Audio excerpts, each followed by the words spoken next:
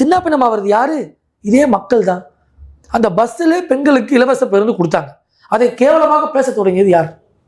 திட்டத்தை நான் கொடுத்தேன் ஊரெல்லாம் போய் தண்டனை அடிக்கிறீங்களே, அதை கேவலமாக பேசி ஓஷி ஓஷி இப்படி ஓஷின்னு சொன்னது யாரு? திமுக அமைச்சர்.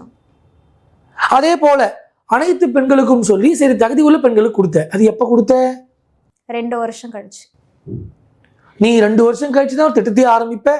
4 ஆண்டு முடிச்ச 5வது வருஷம் கிட்ட வரும்போது உங்களுக்கு எல்லாம் தகுதியை உருவாக்குவார். உங்களுக்கு கூட 1000 வந்தாலும் ஆச்சரியத்துக்கு இல்லை. என்ன ஒரு நாடகம் இது. இன்னொன்று, ஃபைனான்ஸே இல்லைங்க, ஃபைனான்சியல் கிரைசிஸுங்க அப்படின்னு இந்த நிதி குடும்பம் ஓரெல்லாம் ஒப்பாரி வைக்குது. நான் கேட்பது, ஒரு அறிக்கை தரோங்க, ஒரு விஷயத்த செய்கிறோன்னு சொல்கிறோம், அதற்கு என்ன திட்ட செலவாகும் நமக்கு தெரியாதா? ப்ராக்டிக்கலி பாசிபிளான்னு தெரியாதா?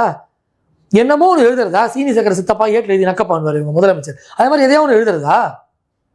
எல்லா வாக்குறுதியும் கொடுத்ததை ஏயா செய்யலன்னு சொல்லி மக்கள் வந்து கேட்டா அடிக்கிற, ஓட விடுற,